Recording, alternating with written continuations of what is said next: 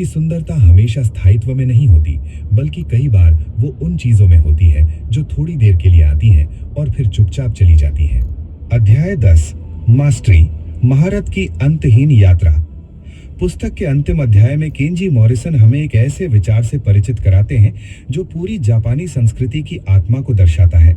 Mastery अर्थात अपने कार्य में निरंतर उत्कृष्टता की खोज। लेकिन मॉरिसन स्पष्ट करते हैं कि महारत का अर्थ किसी एक दिन परिपूर्ण हो जाना नहीं है। वास्तव में महारत एक ऐसी यात्रा है जिसका कोई अंतिम पड़ाव नहीं होता। जापान में शोकुनिन शब्द का विशेष महत्व है। इसका उपयोग उन लोगों के लिए किया जाता है जो अपने काम को केवल नौकरी नहीं बल्कि एक कला और जिम्मेदारी के रूप में देखते हैं।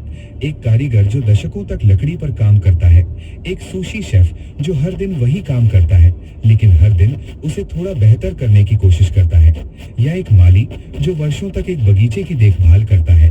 ये सभी शोकुनिन की भावना का उदाहरण है। मॉरिसन बताते हैं कि आज की दुनिया में हम अक्सर तुरंत परिणाम चाहते हैं। हम चाहते हैं, लेकिन जापानी दृष्टिकोण बिल्कुल अलग है। वहाँ ध्यान परिणाम पर नहीं बल्कि प्रक्रिया पर दिया जाता है। हर दिन थोड़ा बेहतर होना ही असली जीत मानी जाती है। कल्पना कीजिए कि कोई व्यक्ति पियानो सीख रहा है। यदि उसका लक्ष्य केवल मंच पर प्रदर्शन करना है तो अभ्यास उसे बोझ लग सकता है, लेकिन यदि वो हर दिन सीखने की प्रक्रिया का आनंद लेने लगे तो उसका पूरा अनुभव बदल जाता है। यही मास्टरी का सार है। जब आप सुधार की यात्रा से प्रेम करने लगते हैं तब सफलता अपने आप एक परिणाम के रूप में आती है। लेखक ये भी समझाते हैं कि महारत का सबसे बड़ा साथी विनम्रता है। जो व्यक्ति सचमुच महान होता है वो जानता है कि अभी भी सीखने के लिए बहुत कुछ बाकी है, इसलिए वो अहंकार में नहीं फंसता। वो हर दिन खुद को एक विद्यार्थी की तरह देखता है। यही कारण है कि सच्चे विशेषज्ञ अक्सर सबसे विनम्र लोग होते हैं। मास्टरी हमें धैर्य का महत्व भी सिखाती है। एक विशाल वृक्ष एक रात में नहीं उगता, एक उत्कृष्ट कलाकार एक सप्ताह में नहीं बनता। महानता छोटे छोटे प्रयासों की हजारों परतों से बनती है।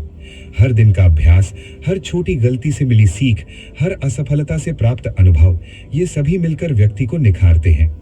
मॉरिसन पाठकों को प्रेरित करते हैं कि वे अपने जीवन के किसी भी क्षेत्र में शोकुनिन की भावना अपनाएं।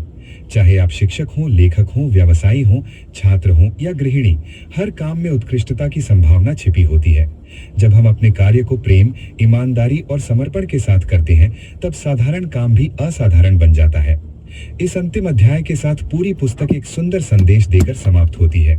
जीवन को सरल बनाइए, वर्तमान में जीना सीखिए, अपूर्णता को स्वीकार कीजिए, फीमेल फैमिली फिजिशियन ਦਾ ਸਵਾਗਤ ਕਰਦਾ ਹੈ। ਗਰਮਜੋਸ਼ੀ, ਸਮਝਦਾਰੀ ਤੇ ਪਿਆਰ ਨਾਲ ਉਹ ਤੁਹਾਡੇ ਪਰਿਵਾਰ ਨੂੰ ਕੰਫਰਟੇਬਲ ਤੇ ਵੈਲ ਕੇਅਰਡ ਫੀਲ ਕਰਵਾਉਣ ਲਈ ਹਮੇਸ਼ਾ ਤਿਆਰ ਹੈ। ਹੁਣ ਤੁਸੀਂ ਉਹਨਾਂ ਨਾਲ ਇੰਗਲਿਸ਼, ਹਿੰਦੀ, ਉਰਦੂ ਤੇ ਪੰਜਾਬੀ ਵਿੱਚ ਵੀ ਗੱਲਬਾਤ ਕਰ ਸਕਦੇ ਹੋ ਤਾਂ ਕਿ ਤੁਸੀਂ ਘਰ ਵਰਗਾ ਅਹਿਸਾਸ ਮਹਿਸੂਸ ਕਰੋ। ਨਵੇਂ ਪੇਸ਼ੈਂਟਸ ਨੂੰ ਐਕਸੈਪਟ ਹੋ ਰਹੇ ਨੇ। ਅੱਜ ਹੀ ਆਪਣੇ ਪਰਿਵਾਰ ਲਈ ਫੈਮਿਲੀ ਡਾਕਟਰ ਸਿਕਿਉਰ ਕਰੋ। ਕਾਲ ਕਰੋ 5873606890 ਲਾਈਫਲਾਈਨ ਮੈਡੀਕਲ ਕਲੀਨਿਕ। वॉक-इन सवेरे 9 बजे तो शाम 6 बजे तक। ਸਾਨੂੰ ਮਿਲੋ ਕਿੰਗਸ ਵਿਊ ਬੁਲੇਵਰਡ ਤੇ ਜਾਂ ਕਾਲ ਕਰੋ 5873606890। ਤੁਹਾਡੇ ਪਰਿਵਾਰ ਦੀ ਸਿਹਤ ਸਾਡੀ ਜ਼ਿੰਮੇਵਾਰੀ।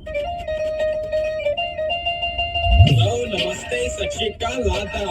You're listening to Calgary's most popular radio, Radio Sabram.